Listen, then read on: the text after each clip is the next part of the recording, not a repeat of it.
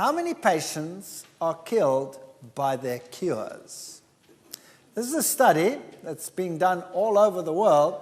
This particular article comes from a scientific magazine, and it deals with the United Kingdom. If you can see over here, 70,000 deaths and cases of serious disability in England each year from what? Prescribed medication. That makes prescribed medication the number 3 killer in the industrialized world. So number 1 killer is heart vascular disease, number 2 killer is cancer, and the number 3 killer in the world, in industrialized countries, prescribed medication. That's not drug use, prescribed, what the doctors prescribe. So incompatibility and medication can lead to death.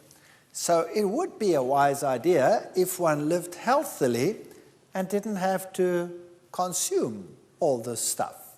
Sometimes medication is absolutely essential in order to survive. Like an antibiotic when you are seriously ill can save your life. A wrong one can kill you.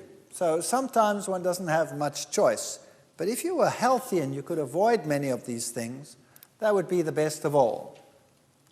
A very important factor in modern research is free radical research. Free radicals are charged particles or charged chemicals which create oxidative damage. And we can mop them up by having the right components in our diets. Vitamin pill fails to fend off cancer. This was an article in the New Scientist magazine. Taking a supplement of beta-carotene, for example, is not equivalent to eating a diet that is rich in fruit and vegetables. Now, what does this actually mean? You see, people today live fast lifestyles, and they know that their vegetables are good for them. We always tell the kids, now eat your broccoli, and the kid says, bah, I don't want to eat my broccoli. Eat your carrots, and the kid says, bah, I don't want to eat my carrots. And so we have this problem. And in a fast food lifestyle where you don't have the healthy foods, the obvious thing is to say, give me a supplement. Just give me a tablet. And then I can eat whatever junk I like, and I will take it as a supplement. And so the cancer societies of the world realized that what was preventing disease, let's say in a healthy society, was their regular intake of foods, particularly yellow foods that are rich in beta-carotene. And so they thought, well, obviously beta-carotene is the agent that prevents cancer. And so they made a tablet with beta-carotene and decided to sell it to people as a preventative for cancer.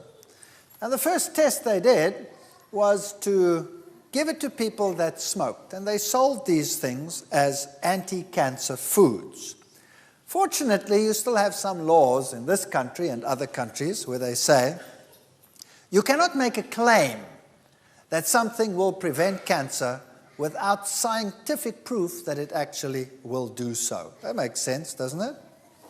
So what they did is they told the companies that they cannot state on their product, this will prevent cancer. You first have to prove that it prevents cancer. So 2 studies were done in the world, a Finnish study and a Correct study, where they gave extracted beta-carotene to patients, to smokers, to prevent lung cancer. And the study was to run for a 10-year period, and they were convinced that those who took the beta-carotene would be protected against cancer. Well, they stopped the Finnish study after some 8 years because they started realizing something very strange.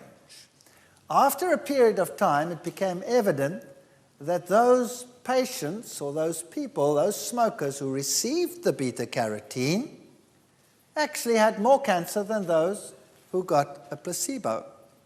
That was interesting.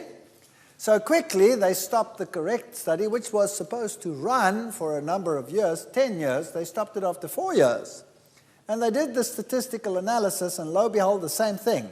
After just 4 years, it was very evident that those who received the beta-carotene had a higher incidence of cancer than those who didn't.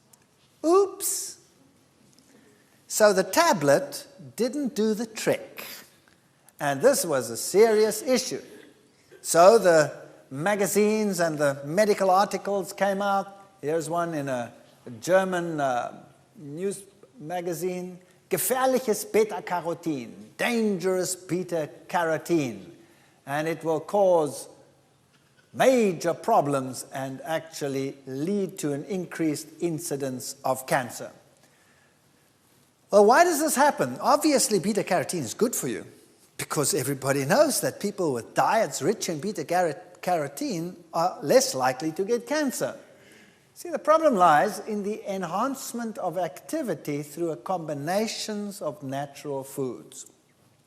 In normal foods, you have combinations of E's and C's and other compounds. So if you bite into a carrot, you get lots of beta-carotene, but you also get lots of flavonoids, another group of compounds that can increase the reducing capacity of a vitamin 20 to 50-fold.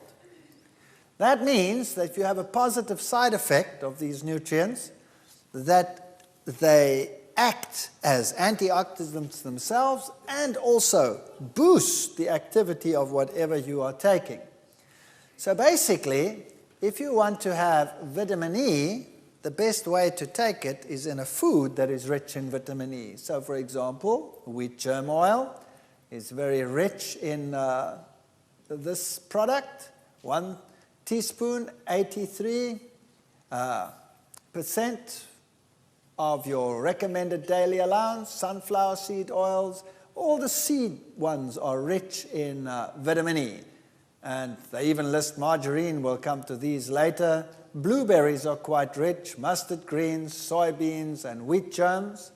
And a list of the top 10 antioxidant fruits and vegetables are strawberry, plum, orange, red grapes, kiwi, grapefruit, white grapes, banana, apple, tomato. Those are the ones. But this doesn't mean that the others are not important. All of them are important, but these are very rich in antioxidants. And the vegetables are garlic, kale, spinach, Brussels sprout, alfalfa sprouts, broccoli, beets, bell peppers, onions, and corns. Although I wouldn't put corn as a vegetable, I'd put it as a grain. Nevertheless, those are sort of recognized as the top ones. So if you want to have a vitamin supplement, there it is. That's the best vitamin supplement in the world. It gives you a balanced combination of all these components